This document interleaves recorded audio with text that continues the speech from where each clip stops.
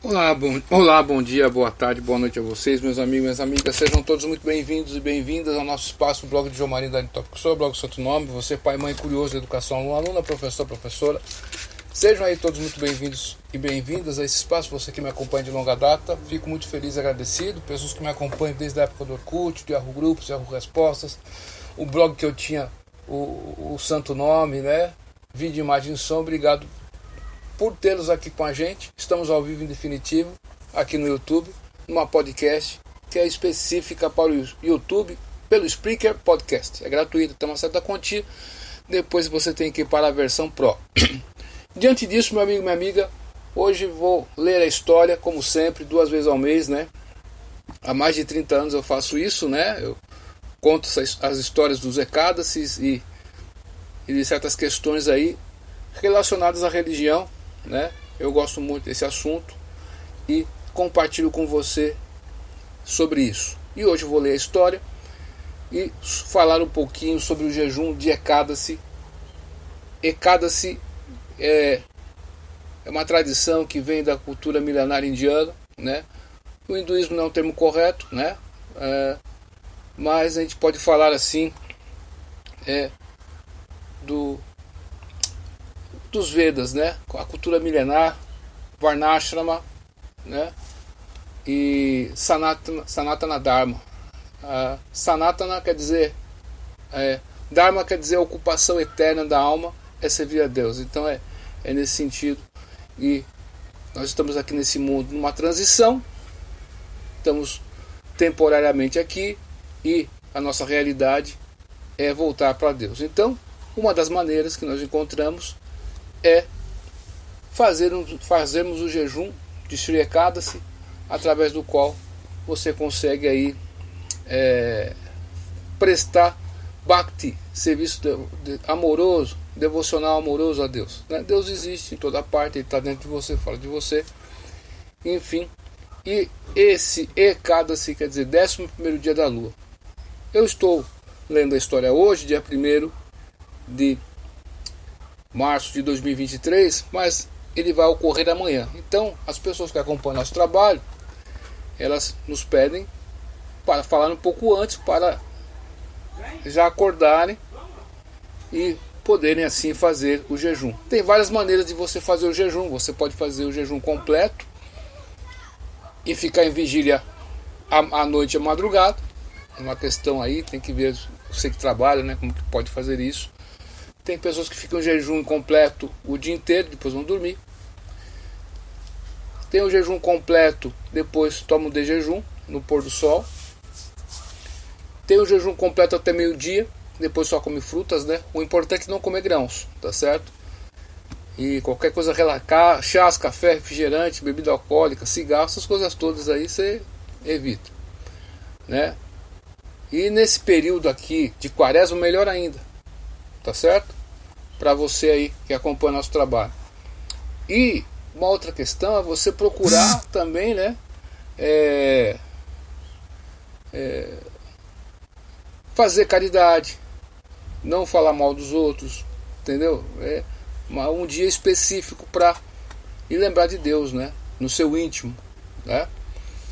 Mais ou menos isso aí. Então você tem essas maneiras de fazer, ou você faz o jejum só comendo frutas o dia inteiro, ou só bebendo água, enfim, você encontra a sua maneira. E quem está na convalescência, né, quem está passando por uma dificuldade, ele está no hospital, acamado, só por ouvir essa história que eu estou contando, você já se purifica. E ao pronunciar o nome dos 26 Ekadasis, você chega na mesma condição de quem fez o jejum. Mas por que isso acontece? Né? Na figura de Deus, todos os conflitos são apaziguados, né? Om Purnam Daha Purnamidam. O Shri Ishopanishad, no seu mantra 1, né? Ele diz o seguinte, é sânscrito, né? Tem mais de 5.000 anos. Om Purnam Daha Purnamidam Purnam Purna Udhyachyate. O Senhor Supremo é perfeito e completo. Porque Ele é perfeito e completo, todas as partes que emanam dele também são perfeitas e completas. Muito embora Ele tenha muitas unidades completas que saiam dele, Ele permanece em equilíbrio completo. Isso é Deus. Tá certo? Né? Se você divide uma coisa, aquele objeto que você dividiu vai diminuir. Mas Deus não. Deus é ilimitado. Então ele pode fazer qualquer coisa, até passar o camelo por buraco de uma agulha. Então é um dia, né? A Bhakti Yoga, a yoga da devoção, né? E o Ekadasi, ele entra nesse quesito aí, é muito importante em Kali Yuga. Então a era de desavença e hipocrisia vai ajudar você a ter Sukriti, muito mais do que Sukriti, né? Porque se você está tendo impedimentos na sua vida, se deve a alguma questão, tá certo? E quando você faz o Ekadasi, você vai equilibrar os seus doshas do seu corpo, né? Você vai também aliviar um pouco o teu karma, tá certo? E os governantes universais, que são materiais, também ficam apaziguados ali. Então você vai regular tudo na sua vida. Então é muito importante isso, né? Vamos ver a história do Amalaka Ekadasi, que ocorrerá amanhã, dia 2 de março de 2023, a partir de 1 hora antes do sol nascer, tá certo? Amalaka é uma fruta, é uma árvore, né, sagrada na Índia. Narada Muni, ele trouxe essa árvore lá do mundo espiritual, tá certo? E trouxe para Krishna. Krishna, trouxe para você, para agradar a Krishna. Então ela é muito especial, ela tem uma concentração de vitamina C muito grande. E vamos ver agora a história. O rei Mandata disse certa vez a Vashista Muni, o grande sábio: gentilmente, seja misericordioso para comigo e conte-me sobre um jejum sagrado que me beneficiará eternamente. Vashista Muni respondeu: ó rei, gentilmente ouça enquanto eu descrevo o melhor de todos os dias de jejum, Amalaki Ekadasi. Aquele que fielmente observa um jejum neste Ekadasi obtém uma enorme riqueza, fica livre dos defeitos de todos os tipos de pecados e alcança a liberação. Jejuar nesse dia é mais purificador do que doar 1000 vacas em caridade a um Brahmana puro. Então, por favor, ouça-me com esmerada atenção enquanto conta a história de um caçador que, embora diariamente se dedicasse a matar animais inocentes para ganhar a vida, alcançou a liberação observando o jejum de Amalaki Ekadasi, seguindo as regras e regulamentos de adoração prescritos. Era uma vez um reino chamado Vaidisha, onde todos os Brahmanas, Kshatriyas, Vaishyas e Shudras eram igualmente dotados de conhecimento védico, grande força corporal e inteligência refinada. Ó leão entre os reis, todo o reino estava cheio de sons védicos, nenhuma única pessoa era ateu e ninguém pecou. O governante deste reino era o rei Pashubinduka, um membro da dinastia de Soma, a lua. Ele também era conhecido como Chitrarata e era muito religioso e verdadeiro. Disse que o rei Chitrarata tinha a força de 10.000 elefantes e que era muito rico e conhecia perfeitamente os 6 ramos da sabedoria védica. Durante o reinado de Maharaj Chitraratra, nenhuma única pessoa em seu reino tentou praticar o Dharma, dever de outra pessoa. Tão perfeitamente engajado em seus próprios dharmas estavam todos os brahmanas, kshatriyas, vaishyas e shudras. Nem avarento, nem mendigo eram vistos em toda a terra. Nunca houve seca ou inundação, de fato o reino estava livre de doenças e todos gozavam de boa saúde. O povo prestou amoroso serviço devocional à suprema personalidade de Deus, o Senhor Vishnu, assim como o rei também prestou serviço especial ao Senhor Shiva. Além disso, 2 vezes por mês, todos jejuavam no Ekadasi. Desta forma, ao melhor dos reis, os cidadãos de Vaidisha viveram muitos anos em grande felicidade e prosperidade, abandonando todas as variedades de religião materialista.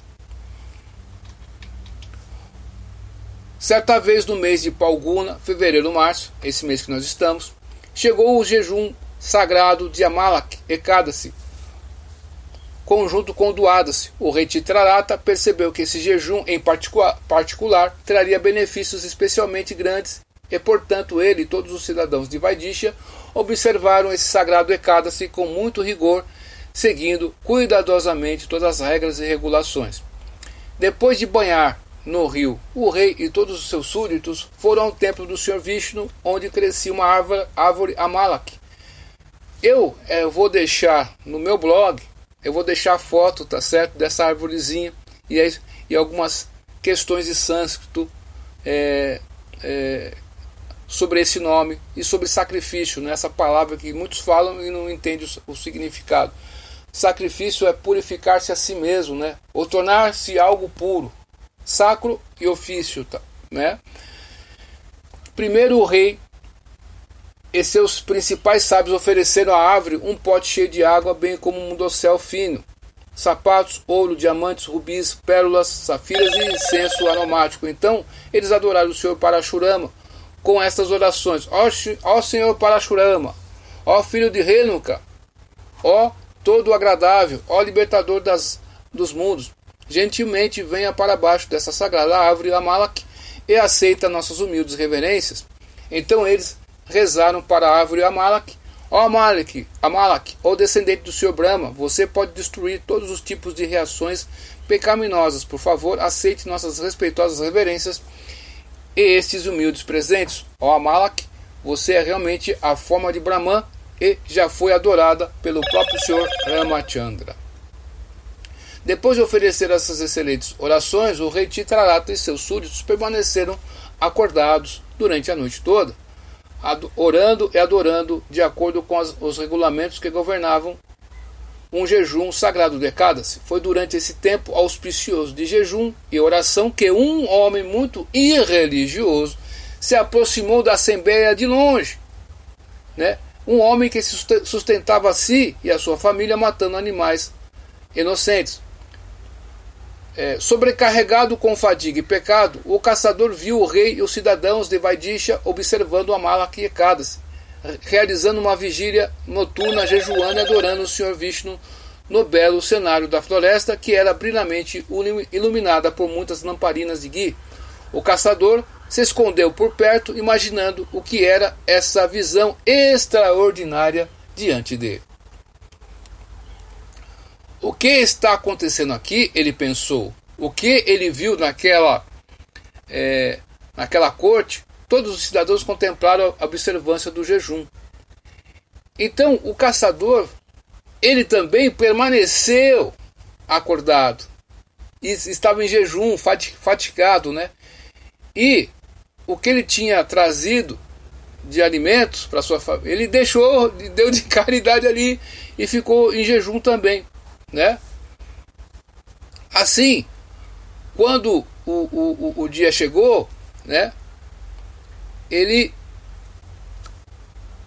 acordou, e quando esse caçador morreu, ele veio como um belo rei, né?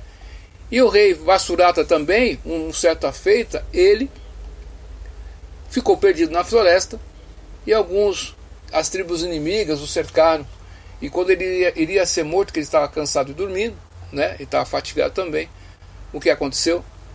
Ele foi salvo por Ekadasi, né? Então, quando você jejua nesse dia, é muito auspicioso, né? Então, nesse momento, o rei acordou e, vendo todos os membros da tribo mortos ao seu redor, ficou surpreso e ele perguntou: todos esses são grandes inimigos meus. Quem os matou com tanta violência? Quem é meu grande benfeitor?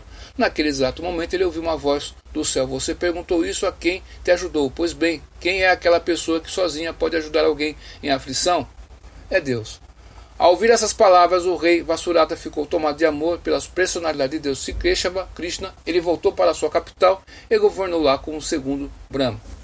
Portanto, o rei Mandata, venerável Vashista Muni, concluiu: qualquer um que observar esse santo Amalak e Ekadasi, sem dúvida, alcançará a morada do Senhor Vishnu. Tão grande é o mérito religioso obtido pela observância deste jejum sagrado. Assim termina a narração das glórias do Palguna Shukla Ekadasi, ou Amalak Ekadasi, do Brahma Vaivarta Purana. Nota: se a árvore Amalaka não estiver disponível, adore uma sagrada árvore de Tulasi. Também plante as sementes sagradas de Tulasi e ofereça lamparinas de ghee para ela. Bem, meu amigo, é isso. Minha amiga, é isso. Essa é a história. Resumidamente eu contei, por causa do tempo que eu tenho aqui ao vivo na podcast, 15 minutos. Então, se você puder fazer o jejum da forma que eu descrevi, se você não puder, ouça essa história e leia os nomes dos recados. Pensa no bem, né? E observe aí, você que é católico, aí você está na quaresma, melhor ainda para você, tá bom? Duvide de tudo, depois